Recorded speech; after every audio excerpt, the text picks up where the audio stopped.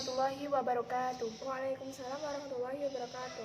Perkenalkan, nama saya Tila Febrianawati dari kelas PAIH semester 3. Di sini saya akan menyelesaikan tugas akhir filsafat pendidikan yang diampu oleh Bapak Ahmad Sultan. Di sini saya akan menjelaskan tentang peta konsep filsafat pendidikan. Langsung saja menjelaskan mengenai peta konsep filsafat pendidikan. Di sini di samping saya ada teman saya. Di sini saya akan menjelaskan kepadanya mengenai peta konsep filsafat pendidikan. Peta konsep filsafat pendidikan itu dibagi menjadi 13 bagian. Nah, yang pertama, konsep dasar filsafat dibagi menjadi 4 menurut para ahli. Kedua, tujuan filsafat. Yang ketiga, metode filsafat. Yang keempat, elemen-elemen filsafat. Menurut para ahli, yang pertama, pengetahuan tentang segala sesuatu yang ada. Yang kedua, menyelidiki tentang sebab dan asas segala benda. Yang ketiga, pengetahuan tentang alam yang maujud dan bertujuan menyelidiki hakikat yang sebenarnya.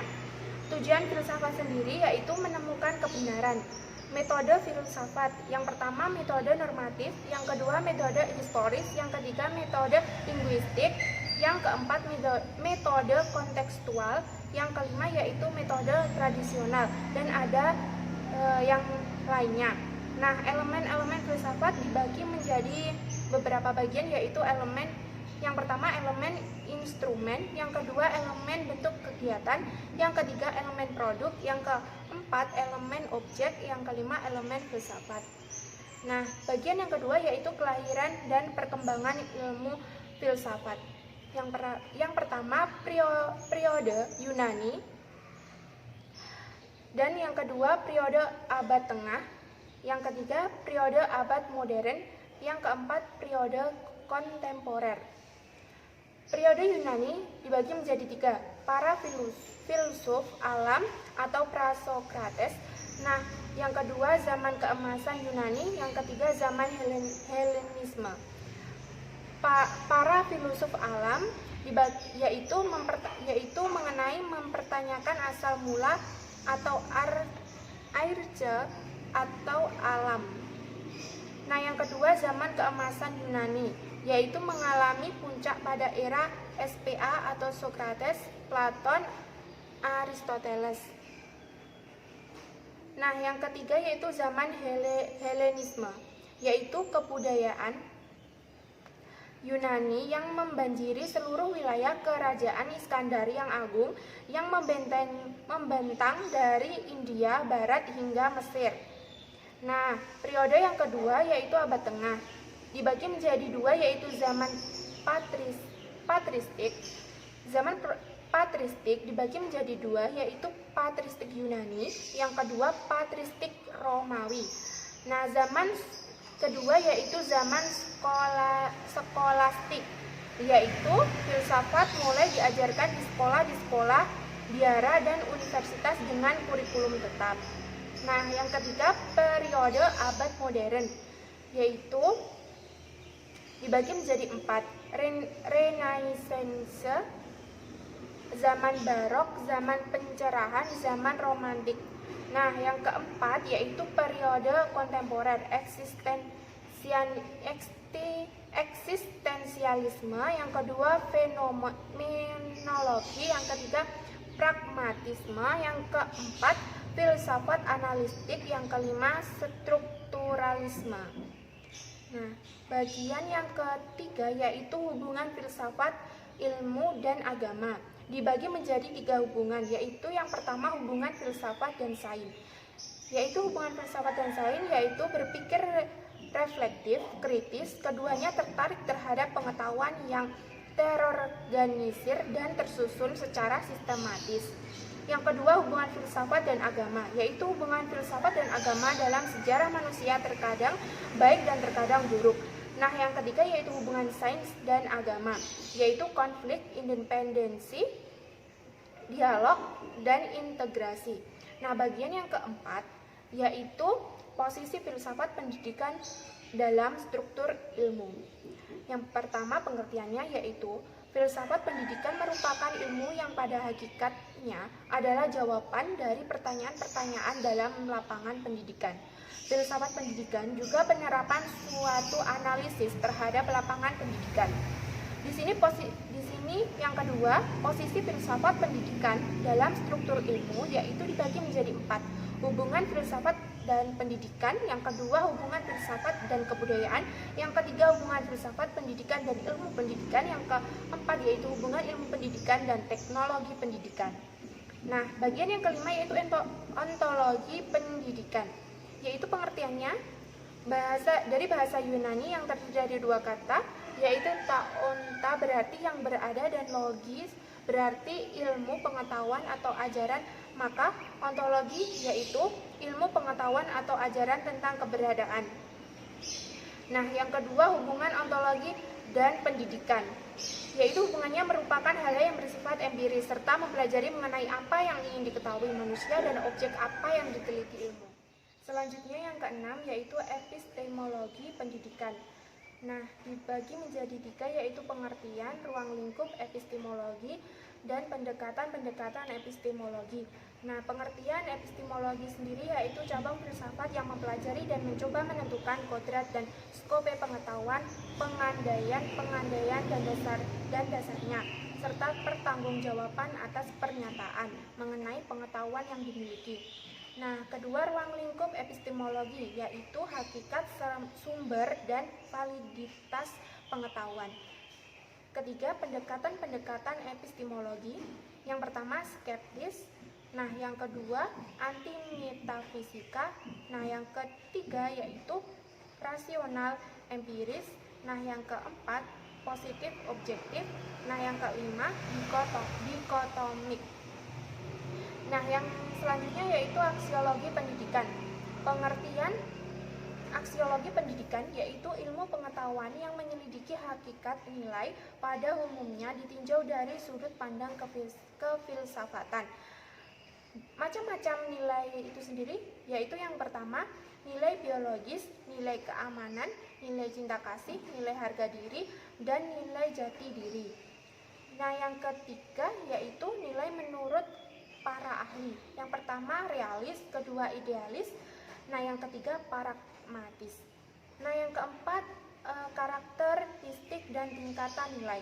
Dibagi menjadi 2 yaitu nilai objektif atau subjektif, yang kedua nilai absolut atau berubah.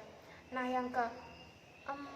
yang kelima yaitu aksiologi pendidikan sebagai cabang filsafat pendidikan, yaitu dibagi menjadi 2 yaitu yang pertama etika pendidikan, nah yang kedua estetika pendidikan.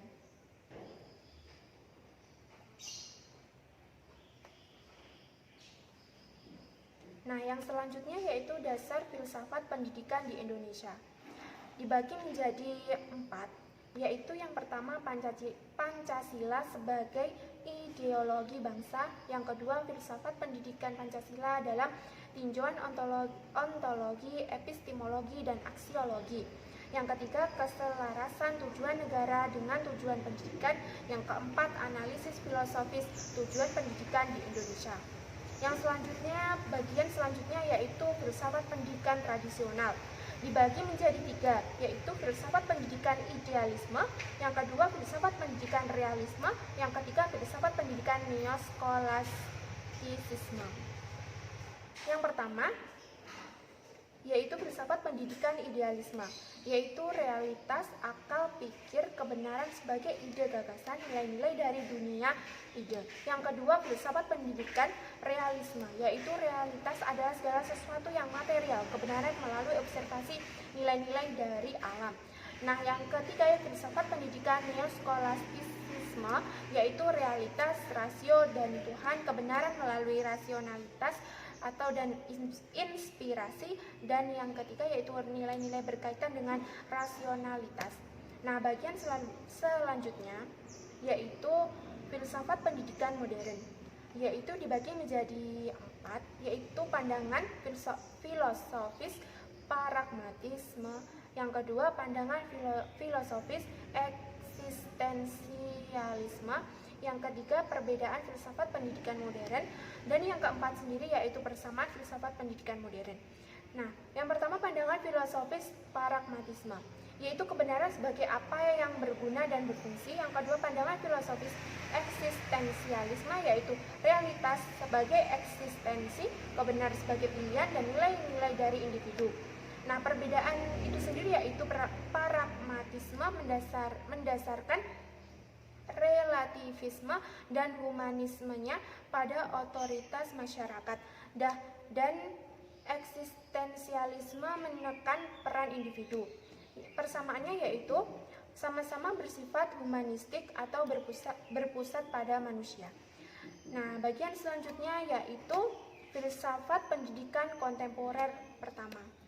Dibagi menjadi 3, yaitu filsafat pendidikan progresivisme, yang kedua filsafat pendidikan humanisme, yang ketiga filsafat pendidikan perennialisme. Nah, yang pertama yaitu filsafat pendidikan progresivisme, yaitu peran pendidik adalah penasihat, pembimbing, dan pemadu dan pengarah ruang kelas, bukan rujukan otoriter.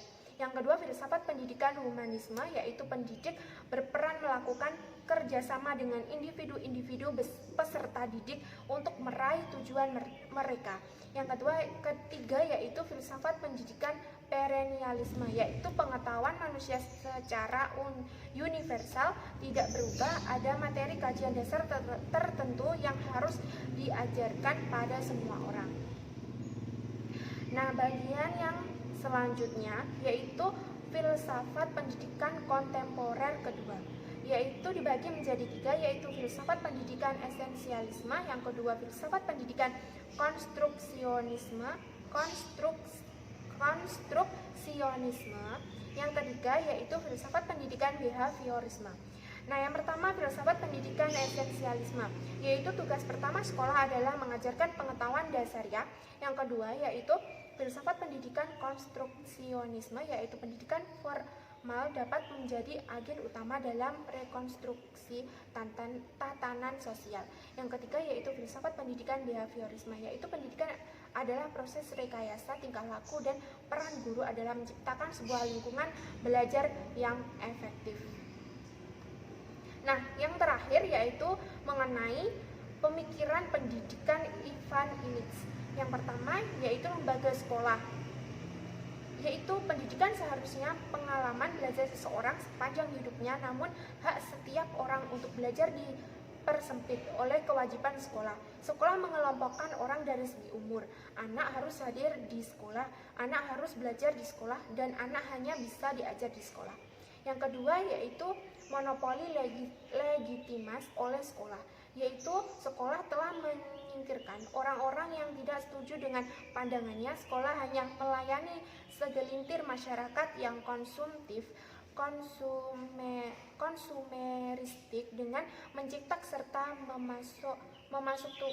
memasuk tukang-tukang yang bisa diberikan instruksi sesuai dengan keinginan sekolah. Nah, peran orang tua sendiri yaitu orang tua menganggap bahwa hanya sekolah yang bertanggung jawab terhadap pendidikan anak didiknya, sehingga orang tua menyerahkan sepenuhnya pendidikan anaknya kepada guru di sekolah. Nah, posisi pendidik itu sendiri yaitu sekolah membatasi kompetensi guru hanya sebatas wilayah kelas, membuat mereka menyimpan pengetahuan untuk diri mereka sendiri kecuali cocok dengan pengajaran hari itu.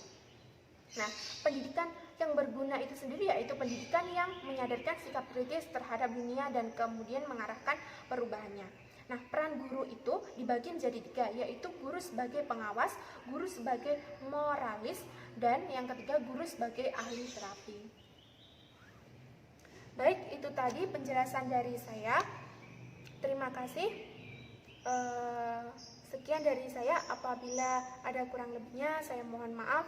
Wabillahi taufiq wal hidayah. Wassalamualaikum warahmatullahi wabarakatuh. Waalaikumsalam warahmatullahi wabarakatuh.